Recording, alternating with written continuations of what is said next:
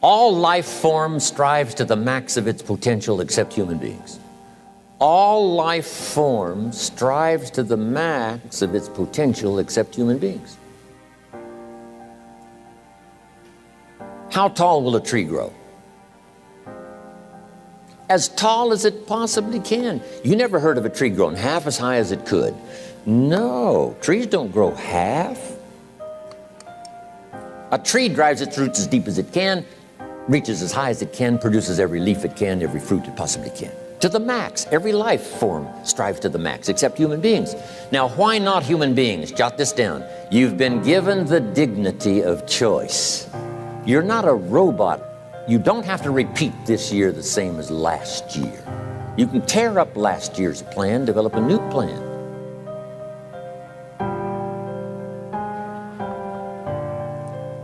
So, the dignity of being a human being. Now, here's the choice on being a human being. To be part of all we were meant to be, or to be all. To strive for all, or half, or part, or some. The choice is up to you.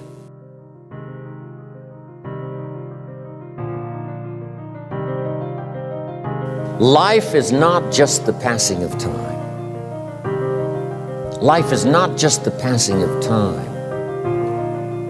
Life is a collection of experiences, their frequency,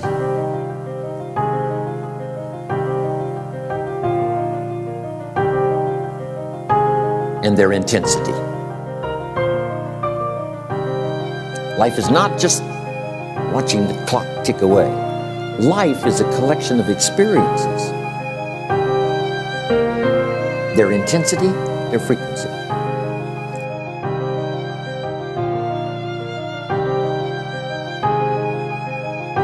When should you start the day? As soon as you have it finished.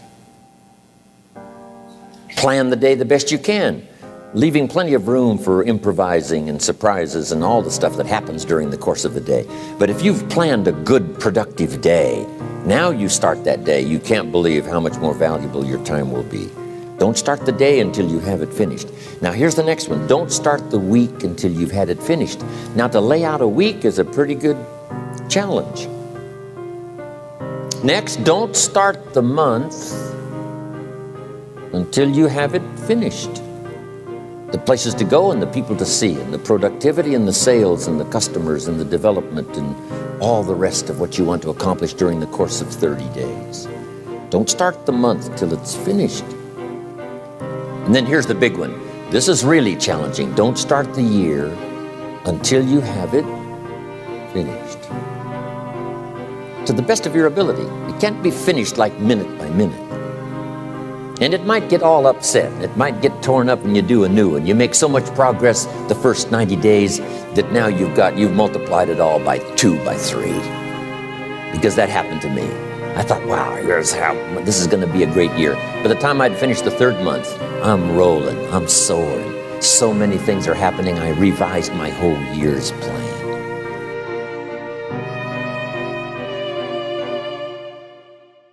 I got better.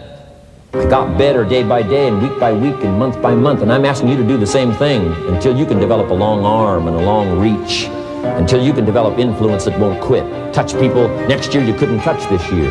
Touch people now you couldn't touch before. Conduct a meeting now you couldn't conduct before. Heart and soul now mixed in there that wasn't there, missing before. I'm asking all of you to get better in spite of the winters, in spite of the downturn. The money downturn, the social downturn, the personal downturn, whatever it is. Just get stronger. Get better.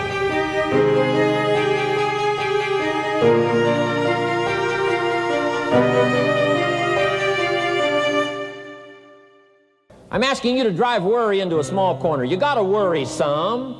All this negative stuff serves some purpose, but the key is for you to be the master, not the servant.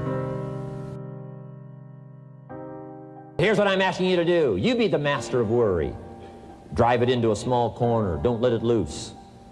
And I'm asking you to go home with some new faith and some new courage. I'm asking you, don't worry. Drive it into a small corner. We've all got concerns, and sometimes we all wonder, And sometimes there's a little crack of doubt. We worry a little, but I'm telling you, drive it into a small corner. Drive your worries into a small corner. Enemies of the mind you got to do battle with in the summer. One is pessimism, that tries to get you only to see the negative side. Of course, there's the negative side. Life is part negative. What else is new? If the glass is half empty, it is half empty. You say, well, I've been only taught to see that it's half full. Well, sure, it's half full. But it's also half empty. I mean, can't you handle that? I mean, that's not too difficult. But here's what pessimism would try to get you to do. Believe that it's only half empty. And when pessimism comes to your mind, you've got to educate pessimism, because pessimism is stupid. Pessimism tries to get you to believe that it's only half empty. Of course it's half empty, but it's not only half empty. It's also half full.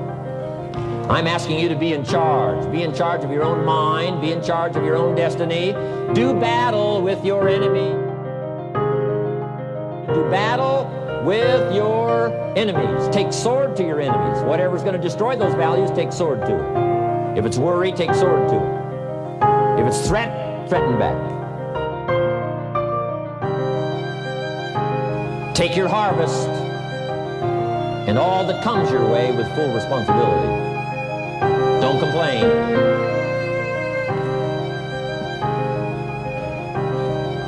That fourth season, complaining, I'm telling you, could ruin all of your chances. Complaining sometimes starts as an infection. If you don't take care of it, it becomes a disease. Do battle with it. In the harvest time, reap your harvest without complaint. It's your crop, you sowed it. You either made the calls or didn't make the calls. You wrote the letters, you didn't write the letters. You were steady or you weren't steady. You did it or you didn't do it. You put together a good day or you didn't put together a good day. Take responsibility when the harvest time finally comes and say, hey, it's my crop. Got to take responsibility for it. I do not complain. I'm asking you to be touched with the smallest of people's challenges. Don't just be touched with the challenge. I'm asking you to be touched with the problem. Let people's problems get to you. Let people's problems touch your heart this year like never before.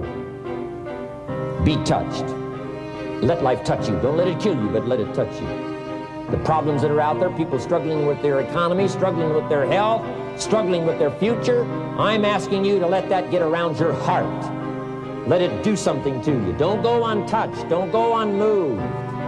When you walk out of here, open yourself up. Don't build up the walls. The same wall that keeps out disappointment keeps out happiness and opportunity. Take the walls down. Let yourself be touched by what's going on out there. Let sad things make you sad, as well as happy things make you happy. Let your heart get touched. What a next year you could have if you pay more attention this year, soak it up, gather it up, and reflect at certain times what's going on and what's happening. And this year will take a more powerful place in your experience. People will not believe the words you've chosen. They will not believe the heart and soul that you've mixed with words. They won't believe the power you've got. We've got this extraordinary opportunity now. Let us not keep it. Let us share it. Let us reach out with a long reach, a strong reach, an unprecedented reach. Let us reach out and touch people not just with our opportunity. Let's touch people with our lives. Let's touch people with our experiences. Let's touch people with our heart and soul. But here's what I did. I worked around the clock, so that I would make up in numbers what I lacked in skill. When you're new, you make up in numbers what you lack in skill. Now, when you become more skillful, the numbers can go down. But at first, if you want to compete or if you want to really get good, you've got to put in the numbers. I'll tell you what's really going to serve you well, and that's the excitement you feel inside that isn't even probably expressed on the outside, the excitement that runs deep, the excitement that stirs commitment, the excitement that stirs courage. Give me the chance, and I will get the job done. That kind of excitement.